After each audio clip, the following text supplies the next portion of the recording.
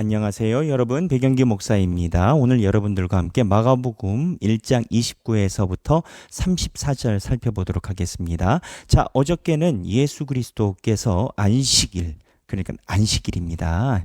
주일날, 안식일날 회당에서 가르치실 때 귀신들이 나타나가지고 예수 그리스도여 당신과 우리가 무슨 상관이 있나이까? 라고 이야기를 하면서 이제 예수님이 귀신 나가라 해서 순종했다 그 얘기죠. 근데 같은 날이에요. 안식일. 그날에 예수님이 이제 주일날 우리로 따지면 오전에 예배가 끝났어요. 예배가 끝나셔가지고 예수님께서 그 다음에 어떻게 하셨냐? 그 이야기가 나옵니다. 자, 여기에서 보니까는 예수님이 주일날 회당에서 나와 안식일 날이에요. 지금으로 따지면 주일이죠. 회당에서 나왔잖아요. 나와서 예수님도 식사하시고 그래야 될 거 아니에요. 사람이시니까 식사하시고 쉬셔야 되잖아요. 그래서 나와서 어떻게 했냐면 야고보와 요한과 함께 시몬과 안드레의 집. 자, 지금은 시몬이 누굽니까? 시몬은 베드로예요. 베드로인데 아직 제자가 되지 않았어요. 마가복음에서는 이 베드로와 안드레의 집에 들어가셨대요. 사전에 예약이 되어 있었을까요? 저는 사전에 예약이 안 되어 있었을 거라고 봅니다. 사전에 예약이 되어 있으면 말씀하셨겠죠. 그러니까는 주일날 설교 끝나고 그냥 시몬과 안드레 집으로 간 거예요. 여기서 우리가 알아야 되는 한 가지가 있습니다.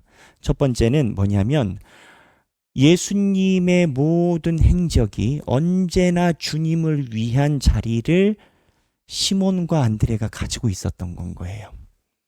갑자기 변수가 생긴 거예요.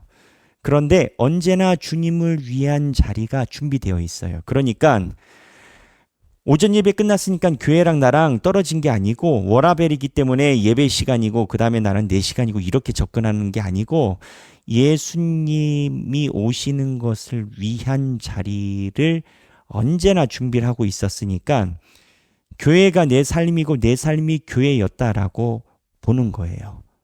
그렇지 않으면 이렇게 쉽게 가기가 어렵죠.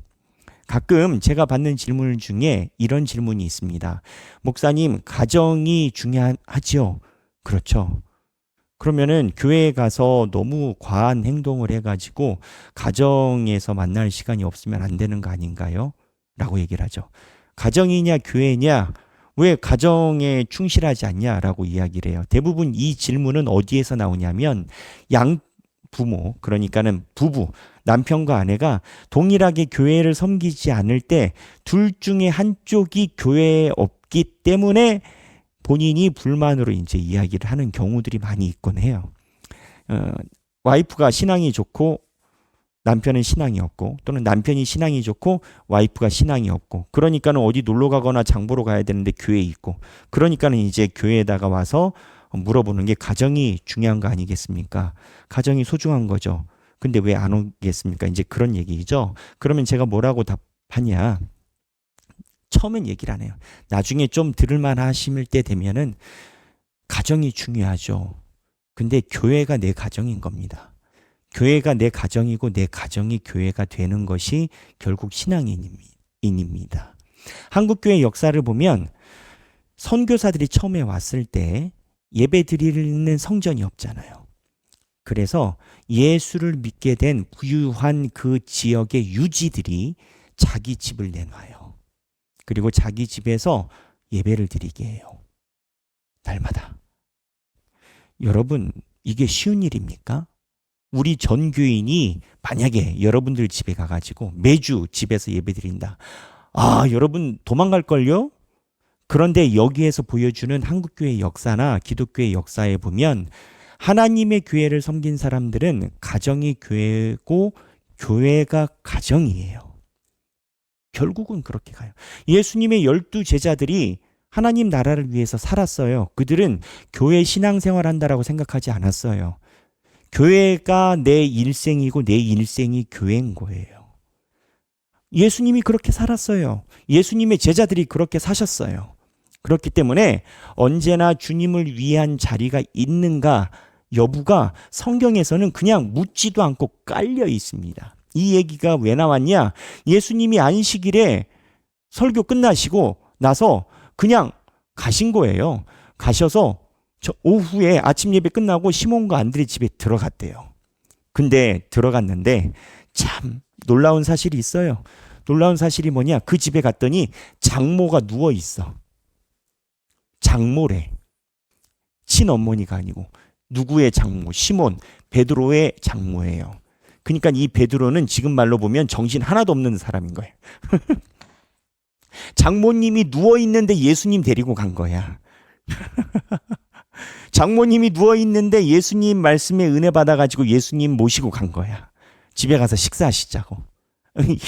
지금 같으면 만시지탄이겠죠. 근데 성경은 어떻게 얘기를 한다? 대단한 사건으로. 왜? 장모가 열병으로 누워 있는데 사람들이 그 여자에 대해서 예수님께 말하니까 예수님이 어떻게 하세요? 잡아 일으키시고 고쳐버리세요. 열병이 떠나갔어요. 고쳐버리세요. 예수님이. 그리고 장모님이 예수님께 수종이 뭡니까? 예수님의 제자가 돼서 따르게 됐다라는 거예요. 여기에서 우리가 두 가지를 볼 수가 있어요. 베드로가 장모님이 아픈데 교회 간 거예요. 그렇잖아요. 장모님이 아픈데 교회를 간 거고 베드로가 장모님이 아픈데 교회를 갔는데 어쩌면은 지금의 견지로 보면은 참 철없는 행동처럼 보일 수 있죠. 그런데 믿음은 결국 삶의 괴로움이 있는 중에도 믿음이 같이 있어요. 그래서 삶의 괴로움과 믿음이 동행해 있음이 당연한 거예요. 이거를 알아야 돼요. 내가 예수를 믿으면 내가 이것이 좀 해결이 되면 예수를 믿겠다. 내가 가지고 있는 상황이 조금 나아지면 하나님께 순종하겠다. 내가 이게 되면 무엇을 하겠다. 성경은요 그런 상황에서 제자들이 나온 적이 없어요. 장모님이 누워 있는데 말씀 들으러 온 거예요. 베드로가 동행해 있어요. 그런데 결론은 뭐냐? 그렇게 행동했을 때 예수만이 모든 것의 답이셔요. 거꾸로 우리가 가지고 있는 삶의 문제를 해결하려면 예수님한테 돌격해야 됩니다. 기도하고 따르고 주님께서 나에게 명하시는 걸 해야 됩니다. 오늘 1장 29절에서부터 34절은 이 내용을 이야기를 하고 있어요. 그래서 생각하기, 나는 주님을 위한 자리가 언제나 있는가? 신앙생활이 학원 다니듯이 분리되어 있는가? 내 삶에 언제나 주님의 교회가 내 가정이고 내 가정이 교회인가? 내 삶이 복잡한 중에도 주님을 위한 자리를 내어드릴 수 있는가? 내 삶의 문제의 최종 해결책이 언제나 하나님께 있다라고, 어디 있다라고 생각하는가? 생각해 볼 필요가 있어요. 오늘 내용은 현대인들에게 굉장히 시사하는 바가 큽니다. 묵상하고 또 그 상황을 연상해보고 그려보고 내가 그 상황에선 어떻게 했을까 여러 번 고민해보고 기도해봐야 되는 본문으로 저는 봅니다. 오늘 1장 29절에서부터 34절입니다. 읽으시고 오늘 메시지 안에서 하나님께서 여러분들에게 주시는 음성을 따라 나눔하시기를 바랍니다. 모두 행복한 성경 읽기 되시기를 바랍니다. 감사합니다.